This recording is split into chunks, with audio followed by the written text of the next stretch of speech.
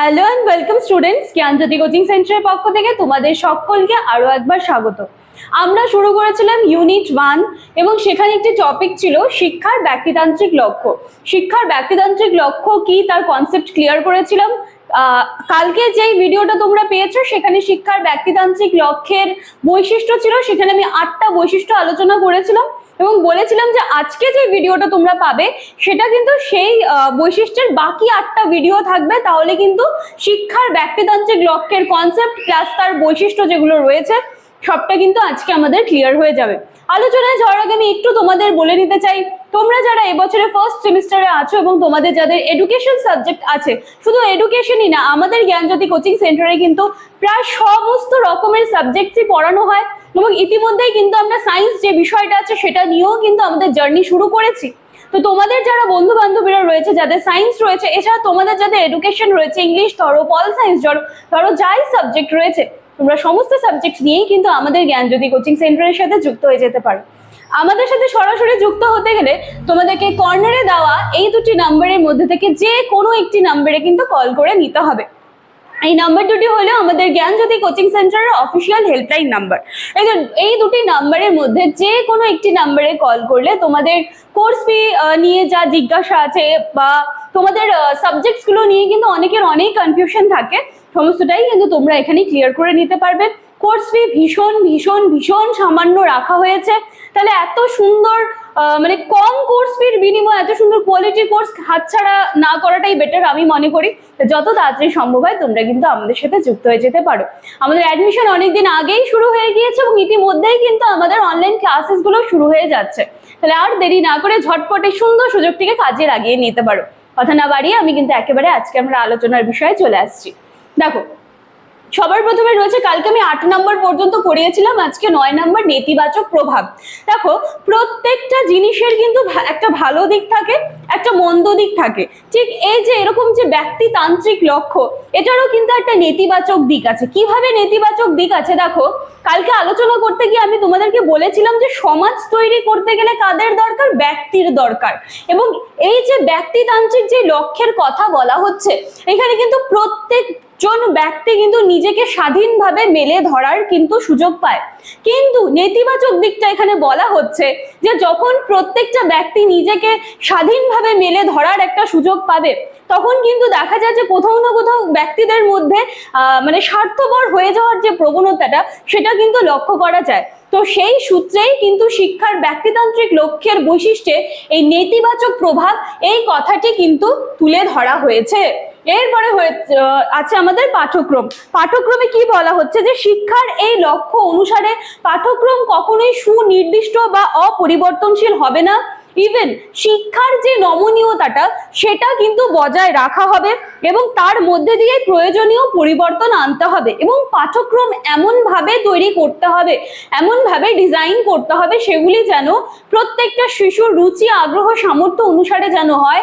সেগুলোকে পড়ার সময় যেন তারা তাদের মধ্যে যে ইন্টারেস্টটা আছে সেটাকে কিন্তু যাতে আরো বাড়িয়ে তুলতে পারে, সেভাবেই কিন্তু পাঠ্যক্রমটা রচনার কথা বলা হয়েছে।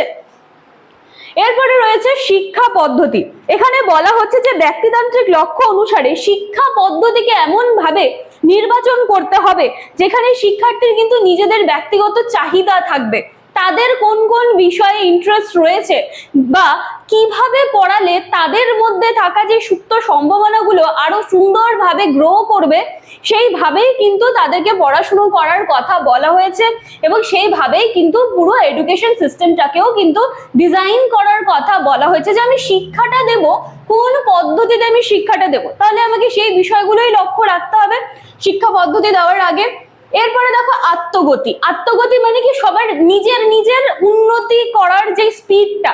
তাহলে কি হচ্ছে, এখানে তো সবাই স্বতন্ত্র, সবার মধ্যে কিন্তু পৃথক কিছু কোয়ালিটিস আছে এবং যেহেতু সবার মধ্যে নিজস্ব কিছু কোয়ালিটিস আছে, তাহলে তারা তাদের ইচ্ছে মতো বা তাদের রুচি, আগ্রহ, সামর্থ্য মতোই শিক্ষাটা পাচ্ছে এবং সবাই নিজের নিজের জায়গায় কিন্তু নিজেকে গ্রো করছে। এখানে কারোর সাথে কারোর কিন্তু কোনো কম্পিটিশনের জায়গাটা থাকছে না। তো সেই সূত্রেই চলে এসেছে আত্মগতি। এরপরে রয়েছে নাম্বার 13 শিক্ষক মহাশয়। আমি মনে করি এই পয়েন্টটা কিন্তু খুব সুন্দর একটা পয়েন্ট এবং ইম্পর্টেন্ট একটা পয়েন্ট। দেখো এখানে বলা হয়েছে যে শিক্ষার ব্যক্তিতান্ত্রিক লক্ষ্য অনুসারে শিক্ষক মহাশয় হবেন মনোবৈজ্ঞানিক দৃষ্টিভঙ্গি মানে মনোবৈজ্ঞানিক দৃষ্টিভঙ্গি সম্পূর্ণ, ঠিক আছে। তার মানে এখানে বলতে চাওয়া হচ্ছে যে প্রতিটি শিক্ষার্থীর মধ্যে যে লুকিয়ে থাকা যে গুণগুলো, লুকিয়ে থাকা যে কোয়ালিটিস গুলো, সেগুলোকে যেন শিক্ষক মহাশয় সেগুলোকে খুঁজে খুঁজে বের করেন এবং বের করে তাদেরকে, তারা বর্তমানে যেই জায়গায় আছে সেখান থেকে বের করে তাদেরকে যেন একটা খুব সুন্দর জায়গায় নিয়ে যেতে পারে। এবং এই ক্ষেত্রে সবসময় শিক্ষকদের সাথে স্টুডেন্টস যারা রয়েছে তাদের সম্পর্ক কিন্তু অবশ্যই বন্ধুত্বপূর্ণ হতে হবে।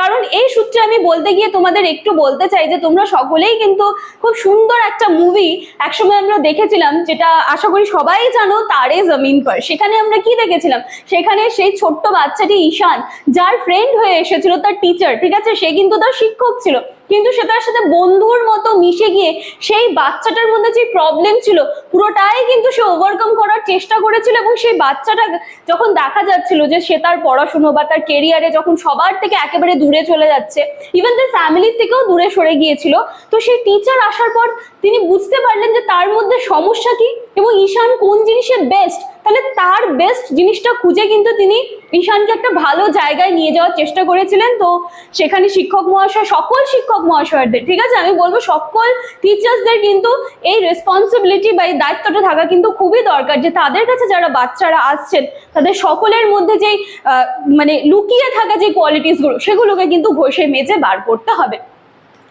এরপরে রয়েছে দেখো বিদ্যালয়। আচ্ছা, এটাও একটা খুব সুন্দর পয়েন্ট। বাচ্চা সবার প্রথমে কোথায় শেখে? নিজের বাড়িতে শেখে। বাড়ির গণ্ডিটা পার হয়ে কিন্তু সে যাচ্ছে তার সেকেন্ড হোম, তার বিদ্যালয়ে যাচ্ছে। একটা সময় আমরা সবাই দেখেছি আমাদের দিনের অধিকাংশ সময়টা আমাদের বিদ্যালয়ে কাটে। এবার বিদ্যালয়ের পরিবেশটাই যদি বন্ধুত্বপূর্ণ হয় তাহলে নিশ্চয়ই কোনো বাচ্চাকে বকে বা ভয় দেখিয়ে বা ধমক দিয়ে বিদ্যালয়ে আর পাঠাতে হচ্ছে না। সেখানে গিয়ে একটা সে ফ্রেন্ডলি মানে পরিবেশ পাচ্ছে, টিচার্সদের সাথে একটা খুব সুন্দর একটা পরিবেশ পাচ্ছে, যেখানে সে তার কি প্রবলেমস রয়েছে বা তার কি খারাপ লাগা, ভালো লাগা, ইন্টারেস্ট, সমস্ত কিছু সে একেবারে খুলে নিজেকে মেলে ধরতে পারছে। তাহলে বিদ্যালয় অবশ্যই একটা গুরুত্বপূর্ণ ভূমিকা রাখে। এরপরে রয়েছে শৃঙ্খলা। দেখো এখানে বলা হচ্ছে যে শিক্ষার ব্যক্তিতান্ত্রিক লক্ষ্য হচ্ছে শিক্ষার্থীকে আত্মশৃঙ্খল করে তোলা। তার মানে তাদের নিজেদের মধ্যে সেই ডিসিপ্লিন গুলোকে তৈরি করতে হবে, যার ফলে কি হচ্ছে, এখন বর্তমানে তারা শিক্ষার্থী আছে কিন্তু একসময় তো তারাই তাদের সমাজকে একটা উন্নত জায়গায় নিয়ে যাবে। তাহলে যখন তাদের মধ্যে সেই ডিসিপ্লিন গুলো গ্রো করবে, পড়াশুনো শেখার সময়, শেখাকালীন এই সময়টায় সেই শিক্ষাগুলা বা সেই শৃঙ্খলাগুলো নিয়েই তো তারা একসময় সমাজে যাবে। এবং তারা যখন সুন্দরভাবে এই ডিসিপ্লিন গুলো মেনটেন করবে তাহলে তাদের দ্বারা তৈরি হওয়া সমাজটাও কিন্তু সুন্দরভাবে একটা শৃঙ্খলার মধ্যে চলে আসবে। চলো লাস্ট ওয়ান হচ্ছে মূল্যায়ন। মূল্যায়ন, এক্ষেত্রে শিক্ষার্থীর কিন্তু মূল্যায়নটা ভীষণ দরকার এবং এই ক্ষেত্রে কিন্তু দৈহিক, মানসিক, প্রক্ষোভিক, সামাজিক সমস্ত দিকের যে মূল্যায়নগুলো রয়েছে এগুলোর কিন্তু একটা যাচাই করার কিন্তু খুব দরকার রয়েছে এবং সেই কথাটাই কিন্তু এখানে বলা হয়েছে। এবং এর সাথে সাথে তোমাদের শিক্ষার ব্যক্তিতান্ত্রিক লক্ষ্যের কনসেপ্ট আমি ক্লিয়ার করে দিয়েছি এবং এর বৈশিষ্ট্য আমি ক্লিয়ার করে দিয়েছি। এর পরবর্তী দিনের যে ক্লাস তোমরা পাবে সেটা কিন্তু সমাজতান্ত্রিক লক্ষ্যের কনসেপ্ট নিয়ে তোমরা ক্লাসটি পাবে। আজকের ভিডিও এইটুকুই থাকছে। আশা করছি আজকের ক্লাসটি তোমাদের ভালো লাগবে। আমি যতটা সহজ ভাষায় কিন্তু সম্ভব হয়েছে আমার দ্বারা আমি সেভাবেই প্রত্যেকটা বিষয় তুলে ধরার তোমাদের সামনে চেষ্টা করেছি। ক্লাসটি ভালো লাগলে লাইক, কমেন্ট, শেয়ার, সাবস্ক্রাইবের আশা রাখলাম। তোমাদের ভালো ভালো কমেন্টস গুলো কিন্তু আমাদের আরো ভালো কাজ করতে অনেকটা উৎসাহিত করে। চলো আর কথা না বাড়িয়ে আজকের ক্লাসটি এখানেই শেষ করছি। একেবারে কালকের ক্লাসে কিন্তু সমাজতান্ত্রিক লক্ষ্য নিয়ে দেখা হবে। Thank you.